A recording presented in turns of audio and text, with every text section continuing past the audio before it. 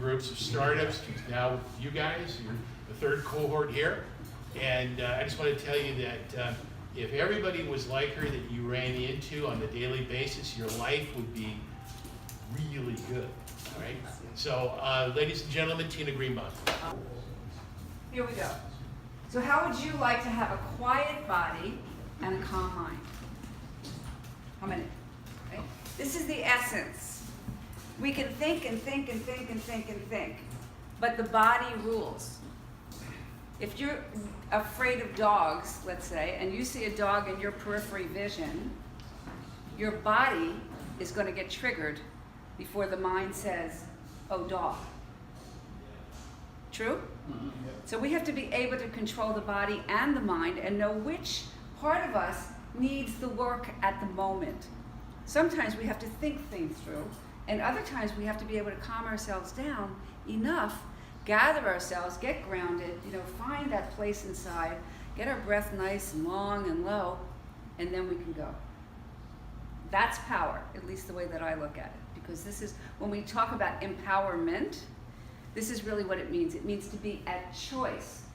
You get to choose. You get to choose if you ask this question. You get to choose if you go out there and pitch. You get to choose. A lot of times we think of being in control of our lives, we think of controlling other people and other events, which is a no-win game. All right, so that's where we're going. And what you're going to get as we look through this program, we're very quick, but changing negative self-talk into what I call productive thinking. Do my thoughts produce something useful for me? So instead of positive thinking, where it's like, oh yes, I'm beautiful today, or I'm going to make $1 million today. And I keep telling myself that, but the inside of me is going, no, she's not, no, she's not. So I like to take my thoughts, do they produce something useful for me? Relaxation, learning how to initiate that relaxation response in an instant. That your breath is the only voluntary mechanism that we have that gets into our nervous system and can change that nervous system in an instant. Now, how powerful would that be? True? Okay. Meditation, learning what meditation really is. Meditation is focused concentration. Focused concentration. People tell me all the time, I can't meditate, my mind wanders. Yes, your mind wanders. That's what it does. Your mind will wander. And so what we want to learn how to do is it wanders, we bring it back. It wanders, we bring it back. That's the process of learning how to meditate. Focus concentration. I can focus just on this thing and really, really, really focus, and things will begin to start to happen in the brain. Just a little overview. Mindfulness. Mindfulness is very big today. We're talking about it. It's actually the process of awareness. Some of the stuff you can write down if you want. Right? It's the process of becoming aware in the present moment without judgment. Without judgment is again the key. I notice that I'm really anxious. I notice that I feel really good. I notice that I'm excited about it. I notice that I have a lot of passion around this. All these things, because as we begin to notice without judgment, or I notice that I'm really, really, really angry, but I don't get mad at myself for being angry. I just notice that I'm angry, and then I can have a path about where to go with it and what to do with it. So mindfulness is the beginning of all this self-awareness of this process. Creating powerful visualizations. Every single time I get ready to do a talk, including this morning, I visualize and experience, bring it through my experience of what I want to create. So that when I actually come in front of you, I've already done it. It's already there. So again, if you're getting ready to do pitches and things that bring up a lot of stress and a lot of uncertainty and lack of confidence, there are ways, just like the greatest athletes in the world, get themselves prepared for a great competition. And so again, these are all these different pieces go into you being able to perform at your absolute best when you need it the most. Focus. So again, focus is connected to a lot of these things. Knowing when you're in focus. How many of you get distracted? Do you know that one little thing to Facebook while you're doing your work then ends up in 25 minutes away from your task? So your mind needs to be very disciplined. You need to know when you're in focus, and you also need to know when you get out of focus. And you also need to know how to bring yourself back. Each one of us has a different sort of rhythm. Some of you are really great at night. You can really, really focus at night. You don't want to pay me at night because I'm not there. You want to see me? Come in the morning. Come during the day. I'm really, really good at those times. There's a certain time of the day where I'm an early riser. I get up, my mind is clear. I do a lot of work in the morning. 3, 4 o'clock in the afternoon, don't plan on doing anything that requires a lot of thinking. My mind's not there. I want to go outside. I want to do something different. So a lot of self-knowledge is really, really important. Okay. So this statement, just do it. How many of you, everybody knows this one, right? What's involved in just doing it? Intent. Intent? Action. Action, go ahead. Getting it done, doing whatever it takes. Doing whatever it takes. Would you get up there and do a pitch if you hadn't planned, practiced, organized? Would you do that? You just go do it. Yeah, I'll do it. But you don't know tell them what You might be sitting here for the next 10 years. Right, that's good. Okay, all of these things about just do it requires repetition and practice and over and over and over again. I wasn't anxious about this today because I knew somehow or other it would get handled. But the first couple of times I did this and I came out with my Mac and everybody has a lap, a desktop, and my things don't fit and my heart's racing and what do I do? And even then being able to do it anyway, even if your heart is racing and even if you are feeling insecure, that's when the just do it kind of comes in. But preparation, repetition. So we want to be able to do these things. So I started out working on an eating disorders unit in Washington, D.C. in 1983. And it was the first one in the country, and nobody had ever treated women with eating disorders. And they gave me a little book and said alcoholism, crossed it out, put eating disorders, and said go. I swear to God, this is the honest to God truth. All right? I had a very traditional Western psychotherapy training where you go, people would talk, and you're supposed to go, and wait for them to find the answers. I said, this is ridiculous. I know these answers. Why would I wait? And so what I learned, we would take these young women to the cafeteria every single week where they had to choose from this array of food. The rest of the week, everything was planned out for them. But this one was like, honestly, like standing on a cliff, just getting ready to fall over. And I would watch their bodies and I would listen to them and the self-degradation and how petrified they were to choose their meals. And I said, wow, how am I going to do this with my training?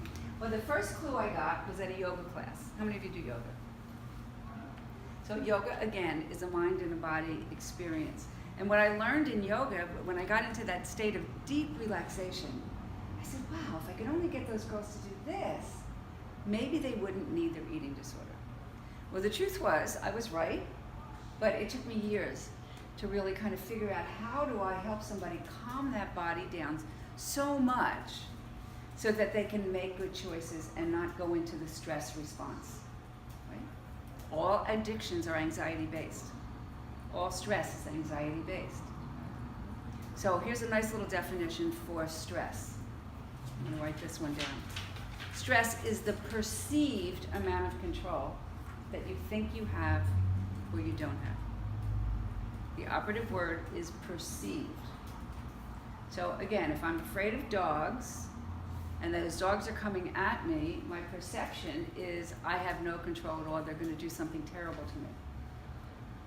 However, if I love dogs and they come over to me and I'm nice and calm and they're going to love me.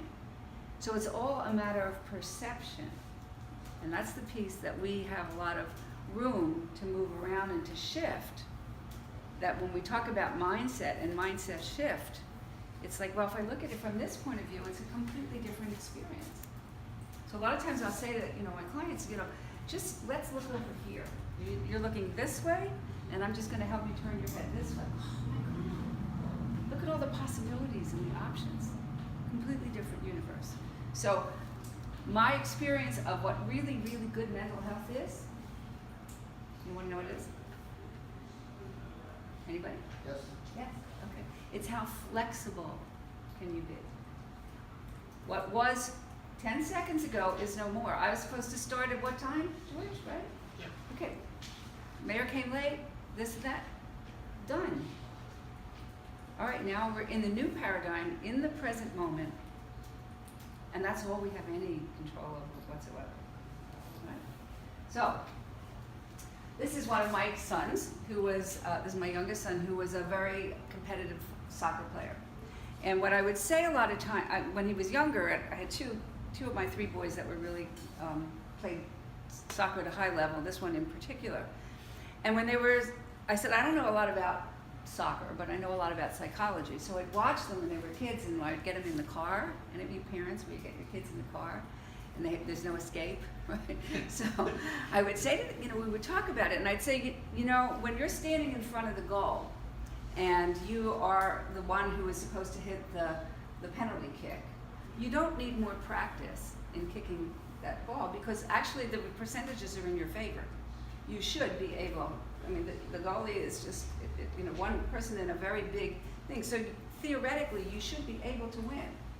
But so many times, the mind gets into, oh my God, what if I lose? The team is depending on me, and all the things that go on, that the mental game was really what needed the practice. Would you say? Okay. So this work is very hard to do by yourself. Do you know why? Because you don't have all the answers. You can't see all the answers. No man is an island, no woman is an island. That's right. What else? It's like the fish in the water, you can't see it. You can't see it. We all have blind spots. And the thing about our blind spots is everybody else already knows them. Right? Wouldn't you like to know what other people see? That's why I think this work, and you cannot do it without a mentor. You just can't. I can't. I have a lot of skills, and I can get to a certain point myself, and then if there's something that I can't reach, or I can't touch, or I can't see, I'm going to go to somebody, I'm going to say, help me see something or move something that I haven't been able to move myself. So it's very, very important, and I love this. A mentor is someone who sees more talent. George is one of your mentors, and all the Jerome and Barney, more talent and ability than you see in yourself. So it's a really wonderful thing to experience. All right, now, when I think about this work also, how many of you have a lot of knowledge about what your business is about? A lot of area of expertise, right? You couldn't do what you're doing without knowledge. I couldn't get up here and talk to you if I hadn't really studied what I'm talking about, right? The other piece, now that we're in business, I want to take my knowledge and I need a strategy. This is what this program is all about. I need a strategy to how to get my area, my ideas of expertise into the marketplace. And this is where most businesses stop. Okay? However, your mental side rules everything. Everything. If you do not have the confidence or the willingness or the perseverance or the resilience or all the other things that we talk about to put yourself through what you're putting yourself through, you're not going to make it. Now, I don't care how good your idea is, I don't care how many people you know, I don't care how wealthy you are. If you can't bring yourself and be flexible and move and see possibilities and opportunities and be willing to be wrong and willing to listen to feedback. So that's, we started originally, I was at the end of this program, and now we're bringing me in at the beginning, because we want you to have this level of awareness so that you have the skills to work through it all. All right, so very quickly, since we don't have a lot of time, I want you to take out your phones, if you would. This is one place you can take it out right now. Is this going to work, George? Because I think it's really... It is. Okay? So I want you to go to masteryunderpressure.net. And you're going to take a little quiz on the things that I just talked about. And it's going to ask for your email address and your telephone number so that you can get the results, I can get the results. If you'd like to be on my mailing list for my newsletter, I'd be happy to put you on. If you don't want to, just let me know and you won't. But this will give us a really good indication. So I'm going to give you a couple minutes to do it, and then we're going to talk about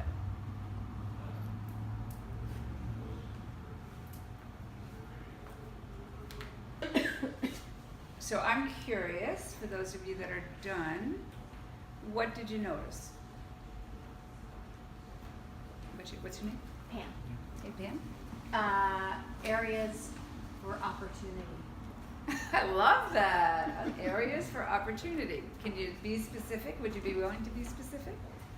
Yeah, I mean, I think for me, a lot of things that I intellectually know, but not that I've necessarily applied consistently. And you hit the nail right on the head. Okay, I don't think there's anything probably on here that all of you don't know or haven't heard or what you're supposed to do or all that kind of stuff. So we have a little saying that says, it's common knowledge, but not common practice. Okay? And until you train this body and this mind, it just becomes an intellectual kind of thing. Because when you need these kinds of skills, you don't have time to think about them. I'll give you one quick little example that was outside of a business thing. I had breast cancer. And so when I had to have an exam, I had to have a biopsy. And they came at me with this little wire thing and said that they couldn't have any anesthesia. So every time they came at me, it was like, I really thought I was going to faint, literally, 2 or 3 times. And then I finally said to the nurse, I said, just put me on the floor, let me do my breathing, and I'll tell you when I'm ready. And that's exactly what I did. They turned out the lights, I did my breathing, I got myself into that deep, deep state of relaxation. I said, okay, I'm ready. They came at me with the thing. I swear to you, I did not feel one thing. So this stuff is so real and so important and will save your life.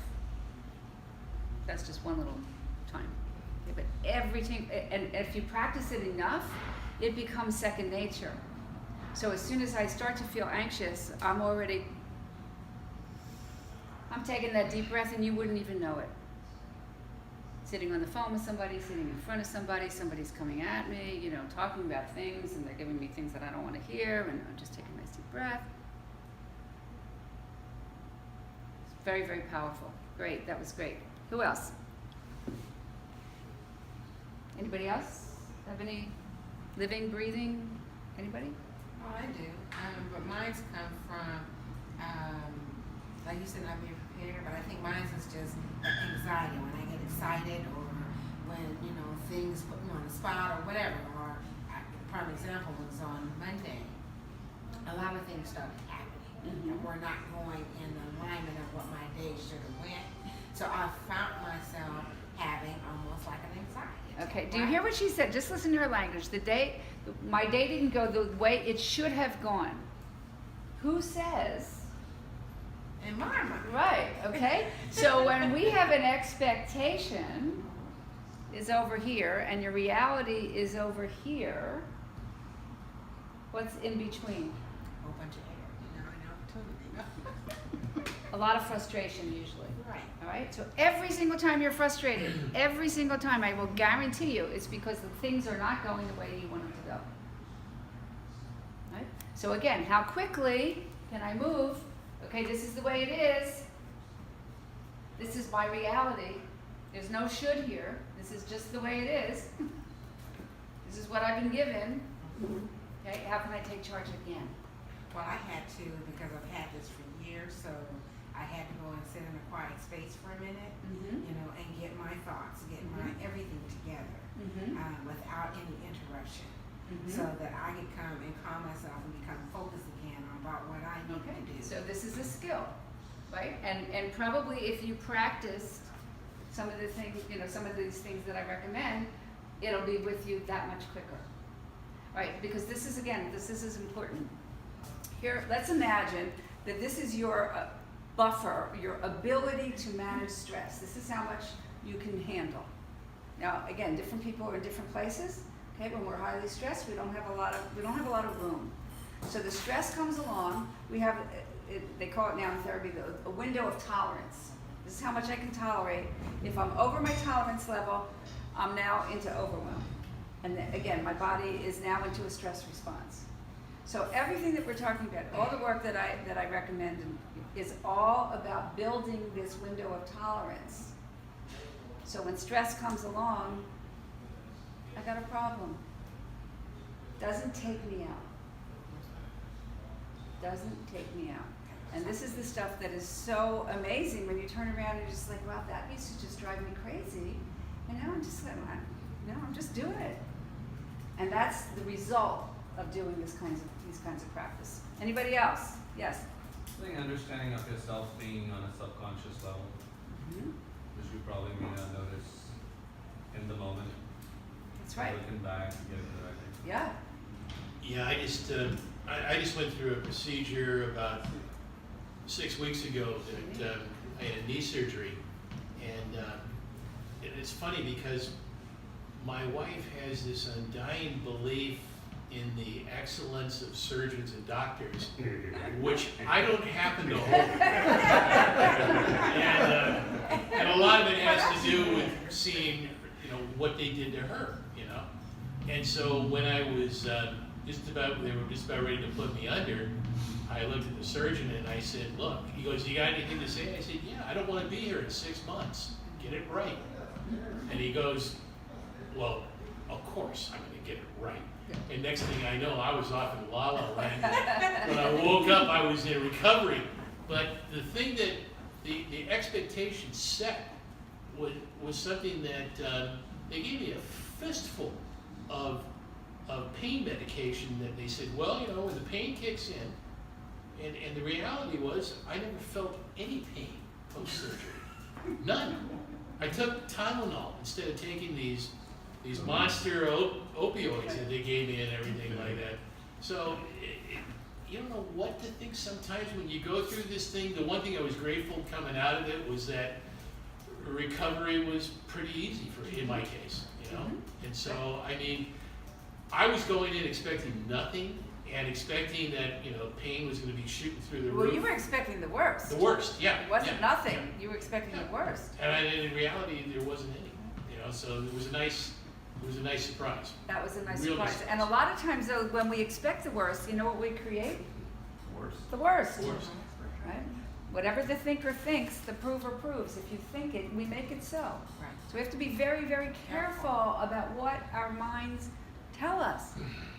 Our minds are a temple, truly. They truly are. Our thoughts go out into places, people pick them up, whether you know it or you don't, whether you believe it or you don't. It's true. It's true. See, Yes. I was Tell going me. to say Tell me. that whole expectation reality thing has been pretty real lately. But I'm interested in what George said because he expected the worst and yet it didn't poison his reality.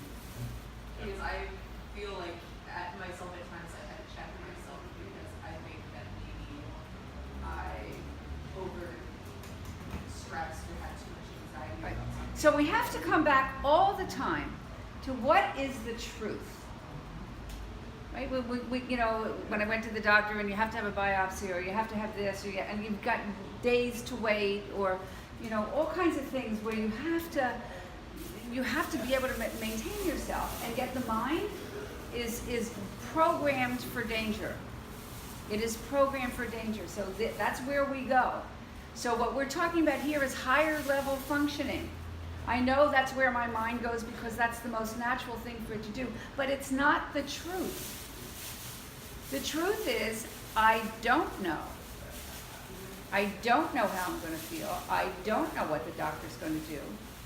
I don't know what the outcome of this test is going to be. That's really the truth. So what it requires us to do is to be able to live in the unknown. How many of you like to live in the unknown? Okay? But that's where the mystery is. That's kind of where the fun of life is too. But it's a very different kind of mindset than having it all figured out, or it should have gone this way, or I'm expecting this to happen. I hope that it'll happen. We build our dreams and we do our path and we hope that it'll happen. But we may get taken over here, and we may get taken over there. So then we have to be able to be aware and right ourselves again and keep coming back. Is this making sense? So from the problems that you identify, and this is really helpful too, is it a problem of knowledge? Do I not know enough? Or is it a problem of competence? I'm not experienced enough? Or is it a problem of confidence? I really am competent, I really have the knowledge, but I don't have the confidence. So each one of these reasons, if we can identify them, they require a different solution. And if we don't do this level of work, then we pile it all together. Oh, I'm not good at that. Or I'll never be a public speaker. Or I'll never do this. Or I'll never do that. But once we start to identify, do I need to go back to school? Do I need more education? Do I need more practice? Or do I need to work on that confidence piece? You know how confidence is built? Repetitive. Repetitive, little successes. Little successes. And then we can build on this one and that one and this one. I'm very confident in what I'm doing because I've done it a number of times. I was not confident in the beginning, but I did it anyway. So Jerome was talking about, living on that edge is the way this edge of discomfort. When you do yoga, you're always, or exercise, you want to be on your edge of discomfort because that's where the learning is. So there's another wonderful learning that I got is you cannot go any faster than your nervous system will allow. So I may want to shoot to the top, but I don't have my nervous system can't handle it. There's too many things I don't know. I go into overwhelm. So I have to back up. So if we ask too much of ourselves, what happens? Oh, if we don't ask anything of ourselves, we're not growing. So only you can tell where that edge is. And I know that George is going to push you through this program. You got 12 weeks. Okay, there's a lot there. And if you get to the point where you just feel overwhelmed, you gotta say it. You gotta speak up. How many times have you had people in the program that they don't tell you where they're at, and then the program goes by, and then it's like, well, you just lost 3 months, right? You got a lot of help here. So you got to take care of your pride and put it aside, and say, I'm not doing well here. Or if you're bored and you're not challenged enough, you need to say that too. Right? So that little edge of discomfort, it's a law of accommodation. If I ask of myself a little bit more than I'm comfortable with every day, my body-mind accommodates to the next level. And that's when we turn around and say, oh my God, how did I do that? I don't know how I did it. Okay? So that's a really important piece here. So again, we don't have a whole lot of time. But what I want you to do before we kind of end this little piece, the piece on your little test that causes you the most distress, see if you can find it. On the questions that you On the questions, yeah, whether it's focus, relaxation, dealing with the negative self-talk, visualization, dealing with fear, any one of those things. Or that they could be all of the above. Well, pick one. Oh. All right, and then you can do this exercise with each one, actually. Oh, does it take me back? Just think about it. Just pick something that causes you distress, that you would like to get beyond, and you haven't been able to move past. Okay. To anybody that doesn't have one. Good. All right? The next thing I want you to do is put your stuff down for just a second. And I want you to bring up that feeling of discomfort. We're not going to stay here for a long time. And just notice where it is in your body. Just scan your body from head to toe. Where do I feel that Good.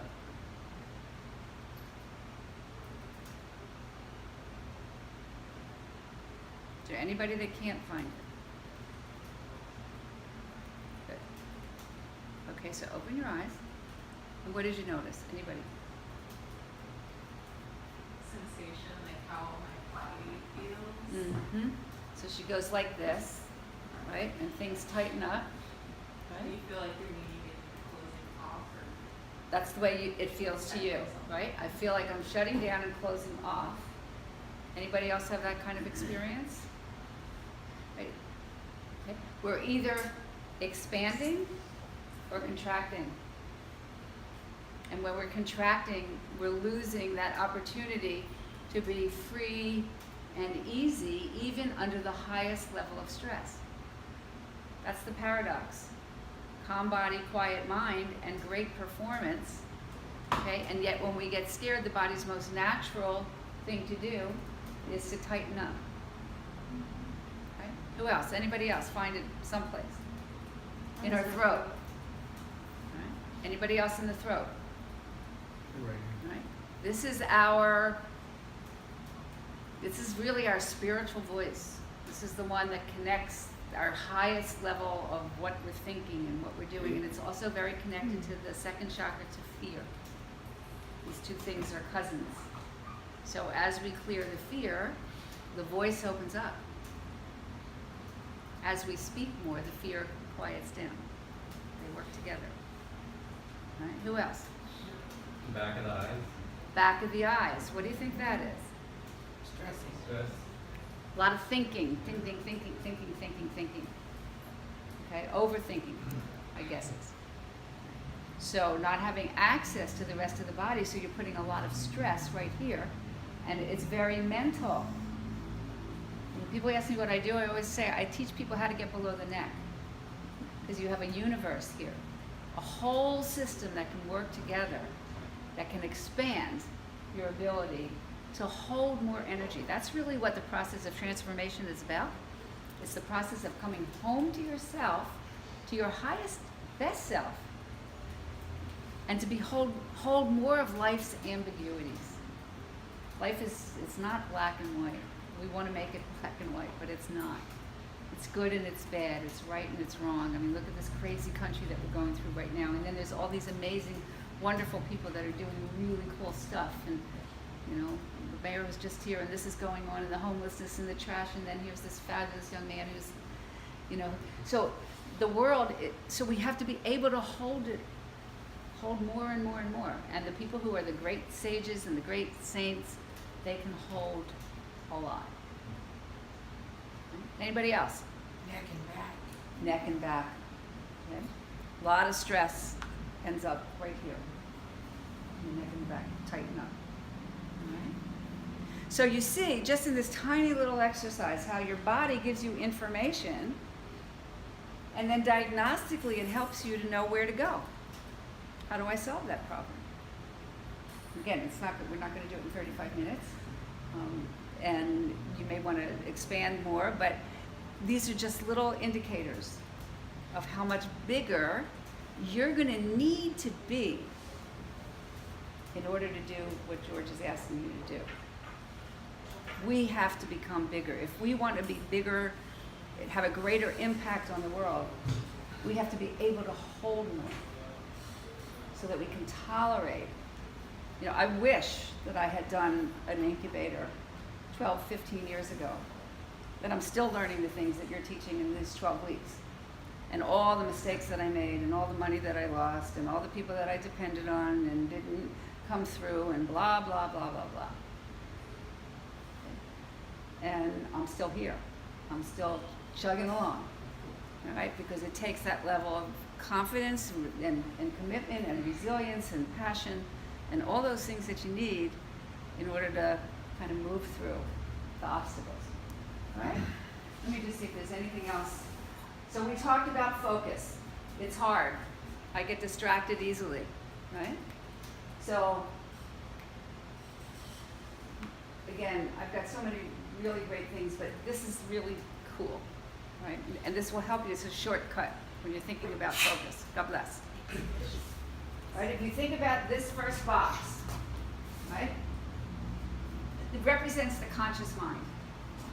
We only have so much room in the conscious mind, and once it gets filled, it spills into our unconscious, and we don't have access to it. So I'm going to go back to like the idea of a pitch, giving a pitch, and the things that we need to be able to hold on to, even though we might be anxious and nervous, but we have to hold on to it anyway. And we start talking, we have to think about our energy. Where is our energy? When you're a speaker and you're on stage, and actually, this mayor, I'd love to send him to a presentation coach, because his voice, you couldn't hear a lot of what he was saying. He had a lot of wonderful things to say, but you need to be able to manage your energy. It has to be kind of grounded and coming from here like a speaker, like a singer. Right? So where's your energy? Eye contact, making eye contact with the people that are in the room, so that you're not like nervous and like talking to the ceiling, as people do. So relaxed breath. Again, getting the body nice and relaxed. And your body language, how is your body language? Because if you're moving like this and you're nervous, you're going to make people nauseous, right? Which a lot of people do when they speak and they don't even realize it. So if you were able to do all of those things, what kind of presentation do you think you'd have? Great person. A great presentation, right? All right, second box. I'm giving my presentation, I say something, somebody's looking at their phone, oh my God, I suck.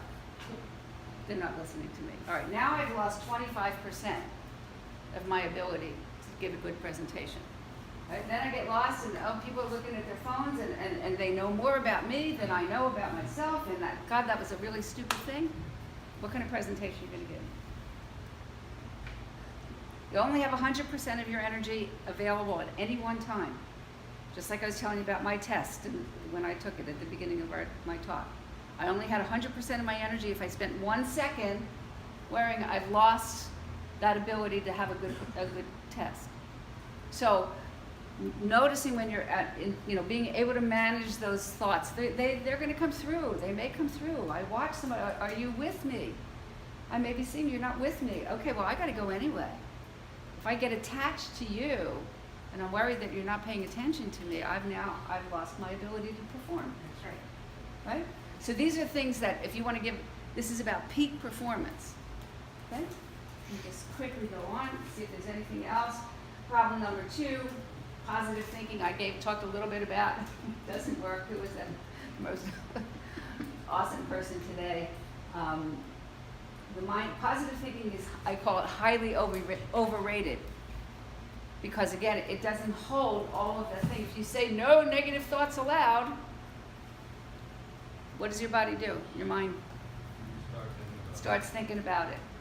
Okay, so learning how to manage your thoughts and put them in a way that works. This is just a little example I gave. I'm too scared to go for what I want. Anybody ever have that experience? Okay. Remember I talked about, in order to upgrade, you have to upgrade yourself.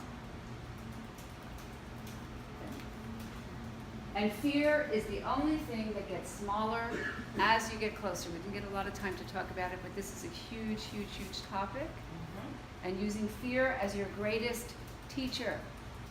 So what I had you do just in that small little exercise, go into the place that scares you. And if we had more time, the more time you spend with it, the more it sort of informs you. The information unravels. The cells begin to start to awaken. They give you, oh, I know why I'm so scared. I had that awful experience with that awful person, and this person reminds me of that person. But that person's not the one that scared me. I don't have to pay attention. So when we pay attention to the things that we're afraid of, the things that we're scared of, again, those are the shadow pieces that we talk about in psychology. Those are your best friends. My teacher used to say there's gold in there. We want to go after it, but that's where our lost selves are. So these are the things that I teach in my program, all these things that we went through. And different, focus and relaxation, how to use your breath and change it in an instant, how to transform that negative self-talk, examining belief systems.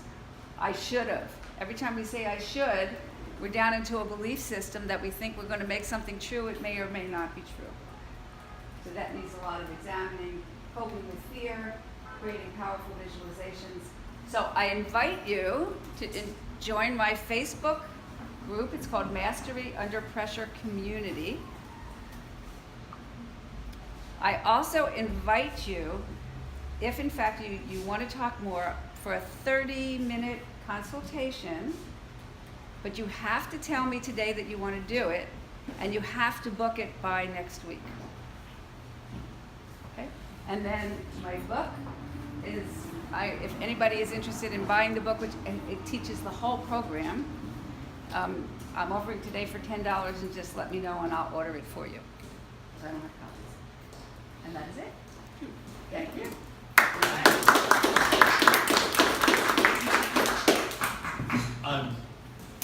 This was, I don't know if you realize it now, but based on the experiences of sitting through 8,000, 9,000 pitches over the years and dealing with the hundreds of startups that I've dealt with over the years, this is gold.